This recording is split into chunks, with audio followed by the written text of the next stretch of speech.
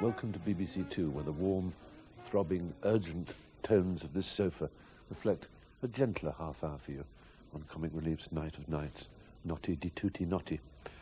Now, what we've done is we've rounded up 6 morally loose bohemians, 8 morally loose bohemians, including myself, and we've asked them what makes them laugh, filmistically, if you like, and, to some extent, even if you don't.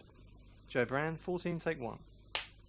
I've chosen as my favourite film Life of Brian by the Monty Python team, and the reason I like it is because it's very, very funny, and it's got loads of different funny bits in it, and there was a lot of controversy at the time about it because people said it was taking the mick out of Christianity.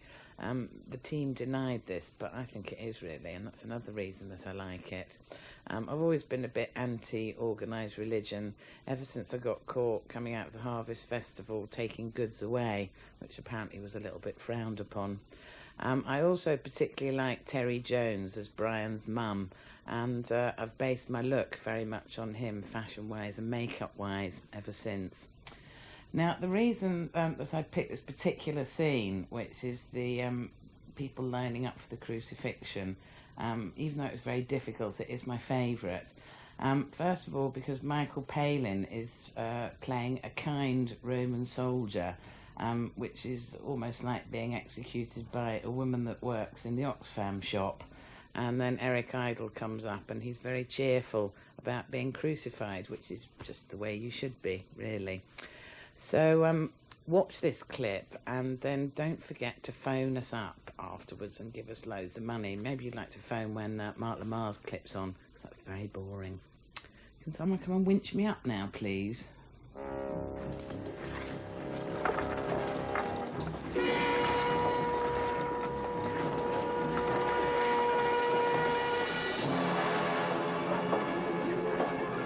Next.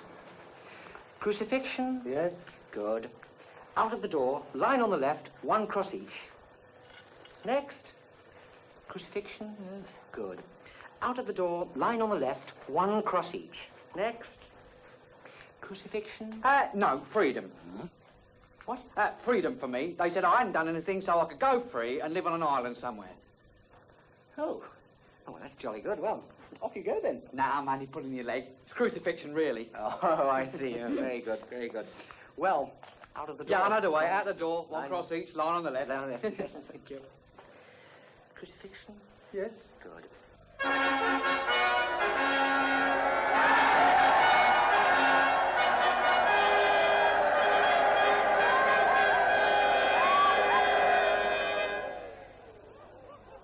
People of Jerusalem, Rome is your friend.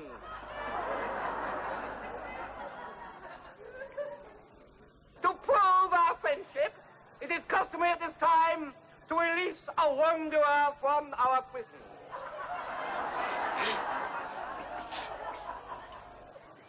Whom would you have me release? Release, Borgia!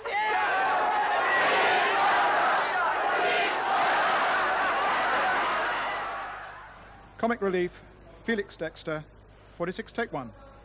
I was put into a bit of a dilemma when I was asked to get involved in this, because I was asked to choose my favourite comedy film out of all the comedy films I'd seen. And, well, it's really difficult. I chose this one, Play It Again, Sam. Well, basically because it really made me laugh. It's full of really good lines, brilliant characterization. It's a story, really, of a guy who's totally obsessed with Casablanca, and also who has just broken up with his wife, and is searching for a new partner. And it deals with all of those issues that Woody Allen deals with so well, this whole issue of being attracted to someone who's not attracted to you, just the dilemma that you have in a relationship. Great lines in it, like there was one point where it's suggested that Woody should be able to get along with this woman quite well. In fact, his friend says to him, well, you might be able to get her into bed. He says, get her into bed? I'll be lucky if I can get her into a chair.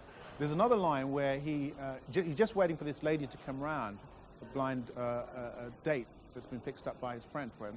And she says when she gets there that she likes the rain. And he walks off to put a record on and he goes, I love the rain. It washes memories off the sidewalk of life. Do you think we could turn the music down a little bit? Of course. point of going to an outdoor restaurant if it's going to rain? You used to like to take me walking in the rain. I love the rain. It washes memories off the sidewalk of life.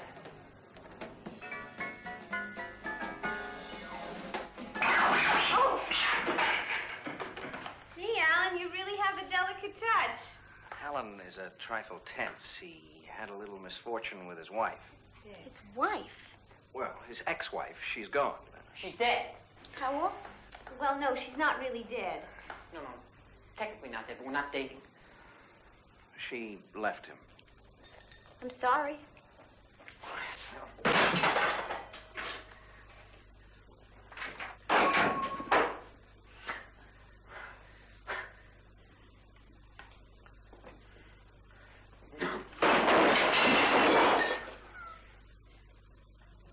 In amongst all this comedy, we mustn't lose sight of the reason that comic relief is doing what it does. Take a look at this film. Comic relief, Julian Clary, 37, take 1. I've chosen a musical because I just don't care. It's a musical called The Music Man, made in 1962, starring Robert Preston. I seem to have a vision of myself as a child. I don't know if I made this up or not, but I seem to remember watching this film as a child on television, with my mother doing the ironing and my sisters there, just to set the scene for you. And it's a film where Robert Preston plays a con man traveling around the Midwest. And he arrives in each town and says, you've got to have a band, you've got to set up a band or something terrible will happen. All these young people will go off and do nasty things. So he sells them uniform and instruments, and then he'd normally disappear. That's how he makes his money. But in this film, of course, he falls in love. The bit I want you to see is Hermione Gingold, who plays one of the matronly, stuffy people in River City who go around minding other people's business and gossiping and so on. And this is a song called Pick a Little, Talk a Little, where there with her other fellow matrons, they're all gossiping about something that this girl has done. And in the course of the song, they kind of turn into chickens. Oh, do that again, Mrs. Shin. Do what? What I do? Your foot, the way you raised it just now. Oh, well, I have a bunion there that bothers me. Oh, what grace. Oh, Mr. Hill. What natural flow of rhythm. Oh, Mr. Hill. What expression of line and movement. Movement? Oh, you must accept the chairmanship of the Ladies' Auxiliary for the classic dance. Mustn't she, ladies? Mustn't she? Mrs. Shin, your every move bespeaks Delsart. Will you? Will you? Say yes, Mrs. Shin. Well, that is, dancing, wow. Then you accept? Yes, indeed. And I would like to say... Oh, thank you, Mrs. Shin. Oh.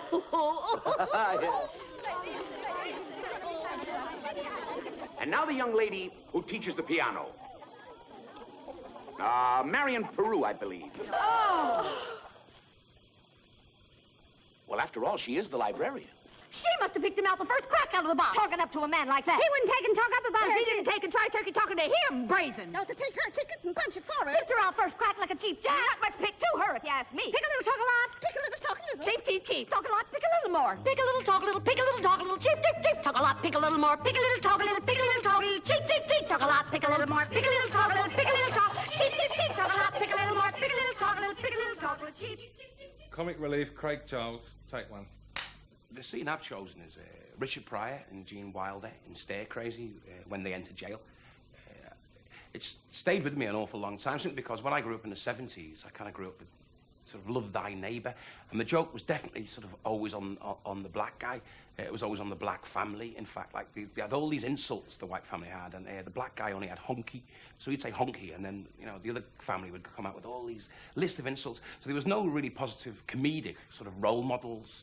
And this is the first time I've ever seen the joke be on the white guys. They're entering jail. Richard Pryor starts saying, okay, be bad, be bad. And Gene Wilder starts doing this kind of mock sort of black walk. And how to, like, I'm bad, I'm cool, I'm bad. And Gene Wilder sort of hams it up to such an extent. It made my family, anyway, we just all fell about laughing. So I've chose Gene Wilder, Richard Pryor, Stare crazy.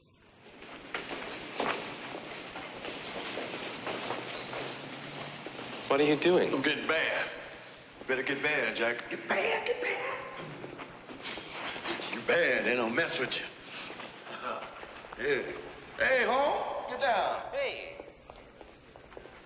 You a little too bad, ain't you? Yeah. Do some of these. Right on. Here. Yeah, all right, here we go.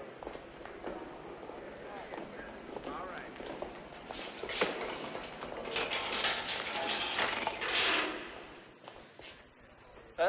That's right, we bad. That's right. You don't want no shit either. That's right. Darn right. We don't want no shit. You understand? We don't take too much shit. Take a little bit. We don't take no bunch of shit. Damn right. That's right, say no shit. No shit. That's right, no shit. No, I'm trying to get... We don't take no shit. No shit. No shit, Rick. Mm-hmm. We ain't shit. No, you better believe it, baby. Hi-ya!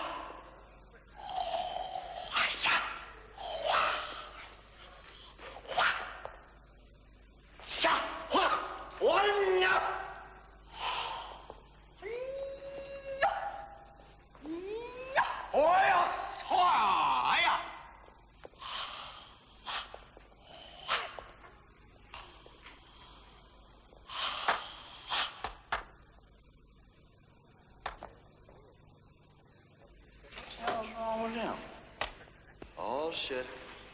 Skip. Skip, come on, man. Come on, Skip. Skip, what did you... Come on. Skip.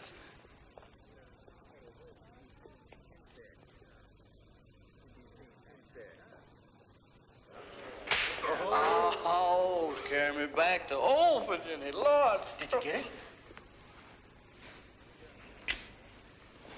Oh, there it is. Right on the end of your nose.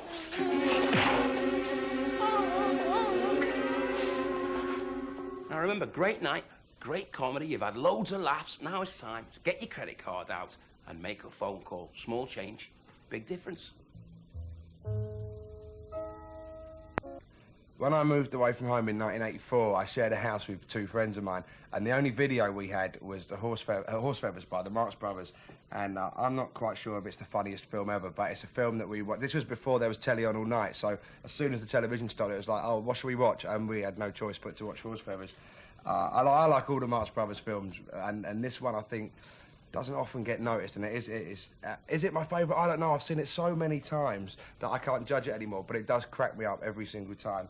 Groucho is fantastic. Zeppo is absolutely awful, as you expect him to be in all the Marx Brothers films. And this is just one of the wackiest scenes, I think. It's right at the beginning of the film. Groucho plays a principal at Zeppo's college. He plays his dad in the film. Obviously, they're brothers in real life. And Zeppo is as wooden as only Zeppo could be in a Marx Brothers film. And it just gets so surreal. Groucho comes in and sort of wrecks the whole place. But then all the old professors join in with him and start singing it. Well, you'll see.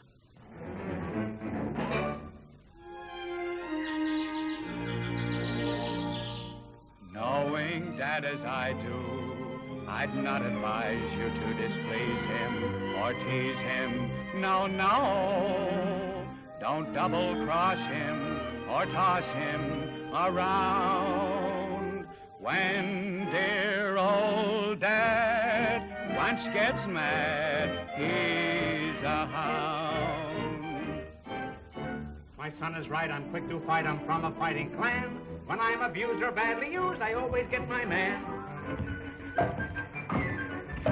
No matter if he's in Peru, Paducah, or Japan, I go ahead or live or dead, I always get my man.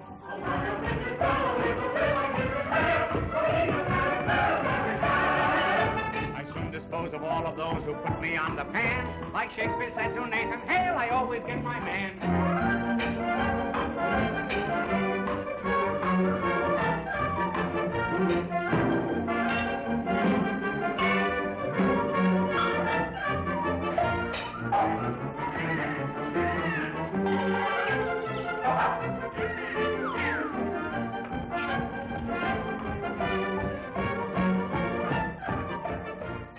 Comic Relief, Hugh Laurie, 5 take 1. Well, now, obviously, this is very difficult to choose a favourite comedy moment from a film, but you don't want to know how difficult it is. The one I've actually chosen is the film This Is Spinal Tap. It's a film that I think can bring light into everybody's life. Perhaps it's worth, I would say it's worth watching every day, perhaps while you're brushing your teeth. It could form part of your dental hygiene program every morning. Oh, you'd have clean teeth, wouldn't you? So I've chosen, the clip that I've chosen is basically the whole film, apart from that little tiny bit at the end that says Lenses by Panavision. But within that, obviously, I've had to, you know, time pressures being what they are, I've had to narrow it down a bit, and I've chosen the scene where the lead guitarist, Nigel Tufnell, is displaying his collection of guitars to Rob Reiner, who is the director and plays the director. And it's extremely funny, and it makes me laugh, and that's a good enough reason to choose it, isn't it? Oh, this is special too. It's look, see, still got the old tagger on it. See, never even played it. See? You just bought it? Don't touch it. Don't touch it. I wasn't going to touch it. No, don't touch it. I was just pointing at it. Well, don't point even. Don't even point? No, it can't be played. Never. I mean, Can I look at it? No. No, you've seen enough of that one. This is a top to, you know, what we use on stage, but it's very, very special because if you can see, the numbers all go to 11. Look, right across the board. 11, 11, and most of 11, and amps go up to 10. Exactly. Does that mean it's louder? Is it any louder? Well, it's one louder, isn't it? It's not 10. You see, most blokes, you know, be playing at 10. You're on 10 here, all the way up, all the way up, all the way up. You're on 10 on your guitar. Where can you go from there? Where? I don't know. Nowhere, exactly. What we do is if we need that extra push over the cliff, you know what we do? Put it up to 11. 11, exactly. One louder. Why don't you just make 10 louder and make 10 be the top number and make that a little louder? These go to 11. Stephen Fry, 49 take 1. Now, I chose a film, but that son of a post-watershed bitch, Hugh Laurie, had already chosen the same one, so I can't choose that one. So the one I've chosen, which I'd like to share with you this evening, is called The Green Man, and it stars my favourite comic actor, Alistair Sim. A genius. Vocally, physically, in every sense, a complete genius. Funnier, even probably, than Del Winton. And he has this extraordinary diction and this beautiful round eyes, but he can also be very macabre. And the story of The Green Man is rather macabre. It's the story of the murdering of a politician, which I would urgently advise you, don't kill any politicians. That's the serious bit over. Unless for a small change, obviously. And he's trying to put a bomb in an inn called The Green Man. But there's a palm court orchestra playing, and he has to get them out. And he does it by, I think, the most wonderful mime and suggestion of trying to tell them to hurry up and finish playing so he can buy them a drink in the bar. Well, I find it funny. It made me laugh so much when I was young that we had to change the sofa. This sofa. This is my house. Welcome to it. This is my walk-in wardrobe. Anyway, enjoy the little clip, and then the other clips, which are less good, from other people who are less interesting than me. And have a very good evening. And thank you for supporting Comic Relief, and any loose change, obviously, you're very welcome. You know my address. Bye.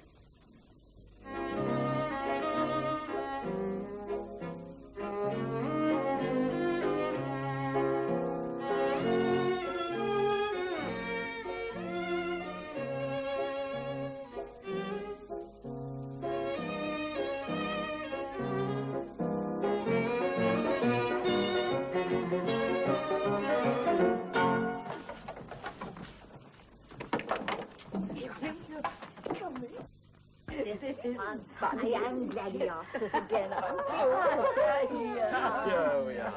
Now then, let me see. Yours was whiskey and martini. Martini. And another martini, yes. 2 martinis and 2 whiskeys. Thank you very much. Oh, such an adventure like this hasn't Oh, happened for dear, years. dear, no. dear. Believe it or not, this time I've left my cigar case in the lounge. Oh. Set them up, will you please? I'll be right back. Oh, I hope he does remember. Get me a large brandy and soda, girl. I need it. Wherever you are and whatever you're doing, stop it at once and ring 0345 460 460.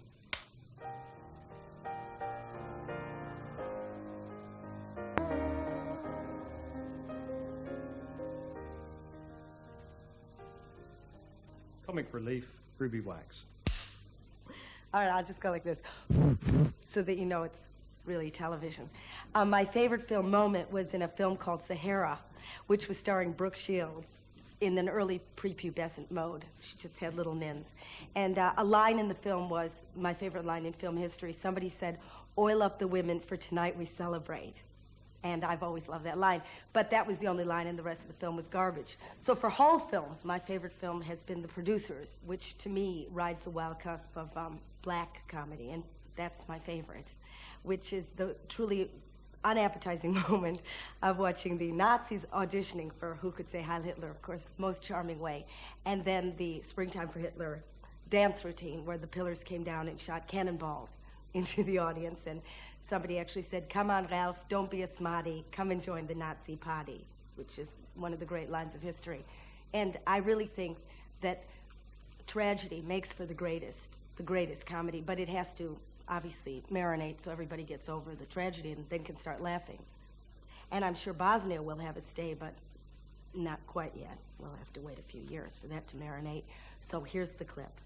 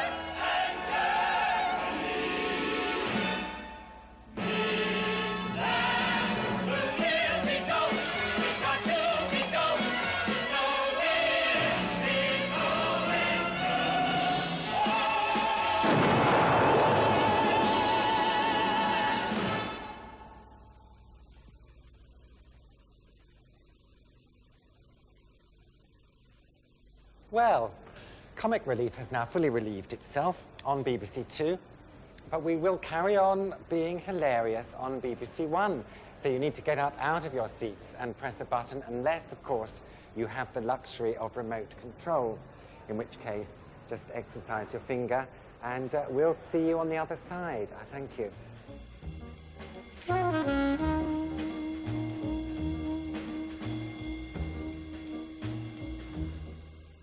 Oh, they wanted me to say something, such as, get off your ass and dial the phone, send money, or you can do it the other way around, dial your ass and pick up the money. I'm sorry. Whatever you have to do, just send the money, and then do whatever you have to do with your ass. Thank you.